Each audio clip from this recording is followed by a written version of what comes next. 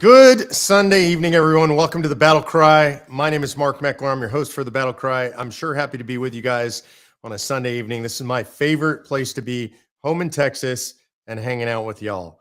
And this week, we're going to talk about something that is very Texas specific, and that is an existential crisis for the United States of America and probably for the world. I'm not exaggerating here, taking place on our southern border. The southern border of the United States, specifically the southern border of Texas, 1,300 contiguous miles, the longest contiguous border with Mexico, is now completely opened. And literally, no matter what the folks in Washington, D.C. want to tell you, that border is wide open.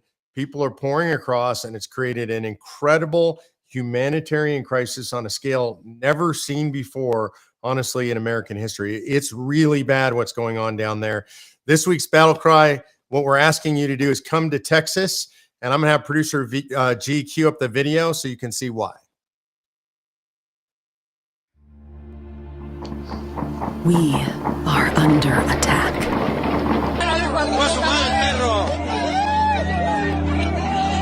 People are dying. In January alone, more than 320 million lethal doses of fentanyl were seized at the southern border. Every 7 minutes, somebody dies on U.S. soil from fentanyl poisoning. Last year, deaths recorded by the U.S. Border Patrol were the highest they've ever been. These appalling and sickening statistics are happening to us right now. How many more must be raped, drowned, and murdered? How many more Americans must die from fentanyl poisoning? How many more children must be sold into slavery? But with your help, this can be fixed. It's time to take action. Join us on April 29th in Austin, Texas, for the How Many More rally. It's time to fight back. It's time to save lives. It's time to fix this.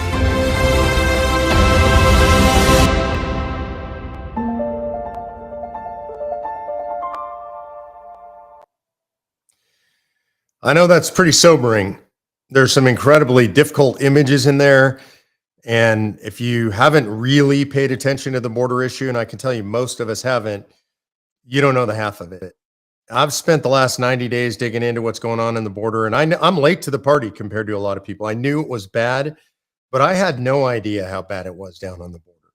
I had no idea how open the border was. I had no idea that today the cartels, the Mexican cartels, are in complete control of our border, both sides of the border. They're in control of businesses on the border. They're in control of rural areas. They're in control of ranch land. They're just in control. The ICE is not in control. The Border Patrol is not in control. They're essentially serving as a welcoming committee at this point with the ones that they see. Over 6 million illegals have crossed that border since 2020. Those are the ones that we actually know about. There's 1.2 million what they call gotaways. Those are ones that the Border Patrol saw but never actually had any contact with. Those are the ones we know about. Literally millions and millions and millions streaming across that border right now. And those images are disturbing. There are much more disturbing images. The ranchers down on the border now are finding bodies on their properties constantly. These ranches have become giant morgues. The bodies are collected and taken in by local law enforcement. They're running out of room in the morgues. So these ranchers are dealing with this every day. There's millions and millions of dollars of property damage done to these ranchers. A lot of small ranchers on the border or near the border are giving up. They can't keep their property fenced. Their livestock's getting out. Their water systems are being damaged and then intentionally destroyed by the cartels. They are threatened. They are told if they don't cooperate with the cartels, they will be killed. Local law enforcement doesn't have the manpower to protect them. The federal authorities don't have the manpower to protect them. Young children, women, girls, young boys being sold into slavery, many of them into sexual slavery. This is something I don't think we talk about enough in the United States now. We have an entire slave trade operating inside the United States at a scale we've not seen in modern history here in the United States. Fentanyl, the greatest drug scourge on the United States in its history. Fentanyl now killing over 70,000 people a year in the United States of America. 70,000 people. That's more than were killed in the entire Vietnam War annually, killed by fentanyl. It's the number one killer of Americans between ages 18 and 45, fentanyl. The precursors to fentanyl are shipped into Mexico by the Chinese government, by the CCP, the Communist Party. They make money off of doing this. They destabilize our society, which is, I think, one of their goals. And then the cartels manufacture them at large scale, at industrial scale, into fentanyl that is then shipped into this country, and it's used to lace in other drugs. So people unsuspectingly die of it. It's laced into marijuana, it's laced into heroin, it's laced into artificial fake opioids. People think they're taking painkillers. They end up taking fentanyl in those painkillers and dying of overdose. Young people dying of fentanyl poisoning and overdose. The number one killer in America of Americans 18 to 45 is fentanyl. How many more? How long are we going to allow this to go on? And I know people tend to say, "You like, well, I don't know what I can do about it. I can't do anything about it." The federal government has to stop, and everybody points the finger at the federal government. Some people point the finger at the state government. The state government's done far more than the federal government, and I would say that Texas legislature right now is working to do even more. But the reality is, unless you and I step into the fight, then we're complicit in the human suffering, in the hospitals being overrun, in the schools being overrun, in law enforcement being overrun, in ranchers being unable to live on their ranches. We are complicit in all of this if we don't step up and do something about it. It comes down to us because the policies that the government have imposed have not stopped what's going on at the border. I want to be very clear. This is not about us or Texans enforcing immigration law. There's a Supreme Court case called U.S. v. Arizona. The Supreme Court ruled the states have no right to enforce immigration law, but there is still a lot the states can do under the United States Constitution. Under Article 1, Section 10, the United States can declare, or states can declare an invasion. The Texas Constitution has an invasion clause. The Texas Governor, Greg Abbott, has declared an invasion on several occasions. There is legislation pending in the Texas legislature right now where the Texas legislature, signed by the governor, would declare an invasion. There's a bill called HB 20, which a bunch of our grassroots activists participated in lobbying for this week. I was down there but couldn't stick around. And HB 20 provides for a Texas Border Protection Unit.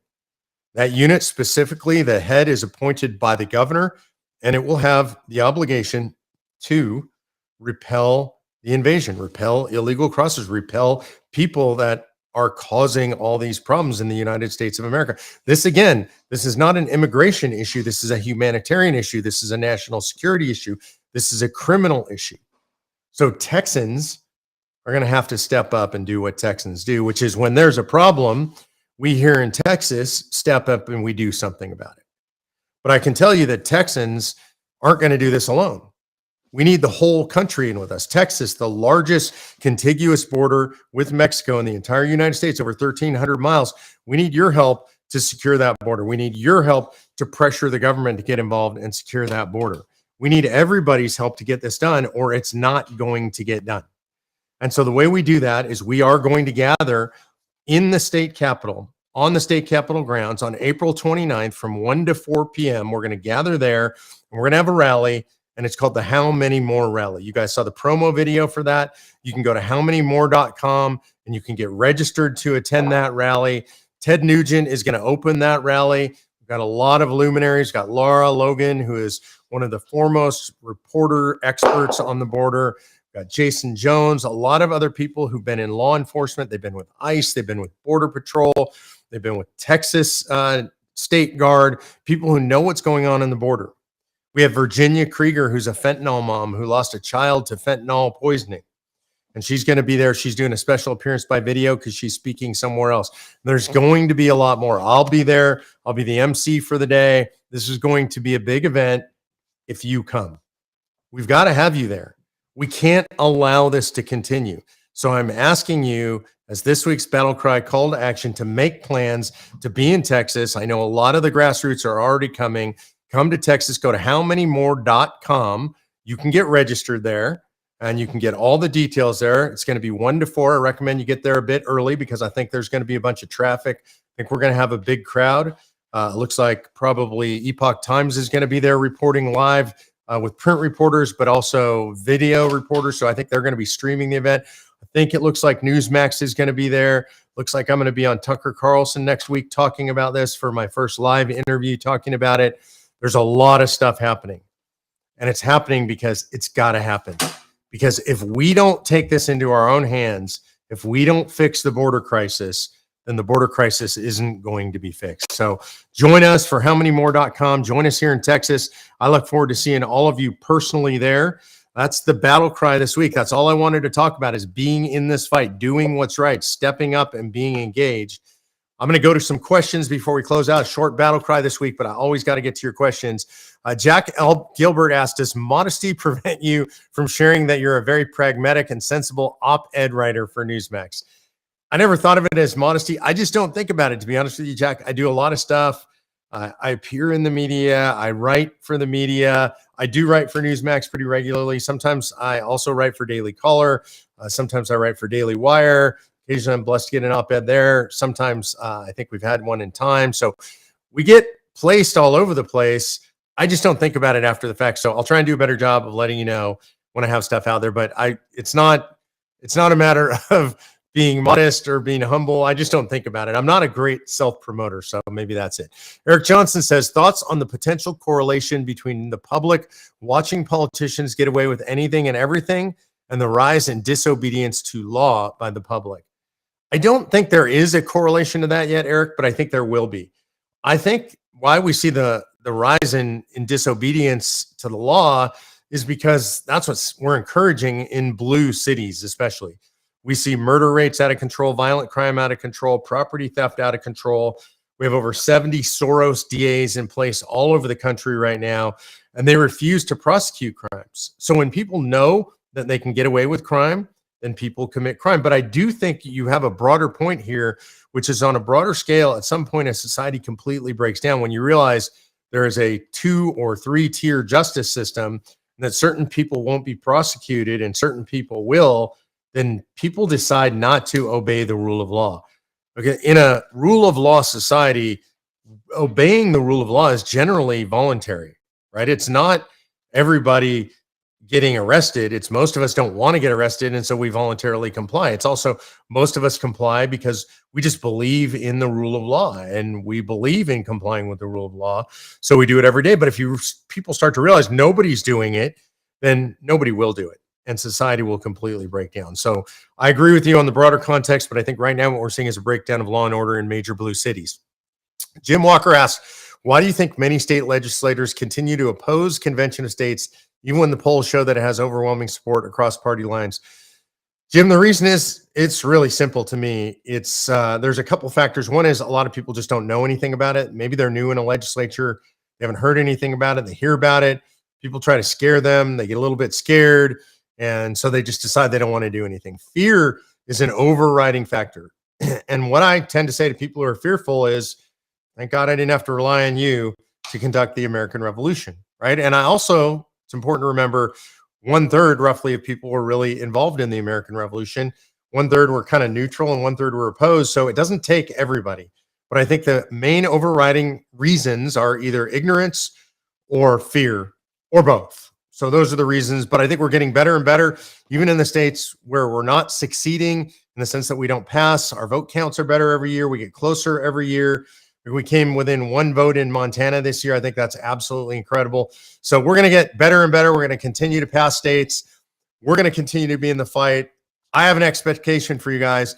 I expect to see you in Austin, Texas on the 29th from 1 to 4 p.m. at the How Many More rally. Go to howmanymore.com, get signed up, and I'll see you there. And by the way, if you couldn't tell, Winston's being a little pesky today. he won't be there. He'll be at home because he'd be too pesky. But we'll see you in Austin April 29th, 1 to 4 p.m. for the How Many More rally. Go get registered today, howmanymore.com.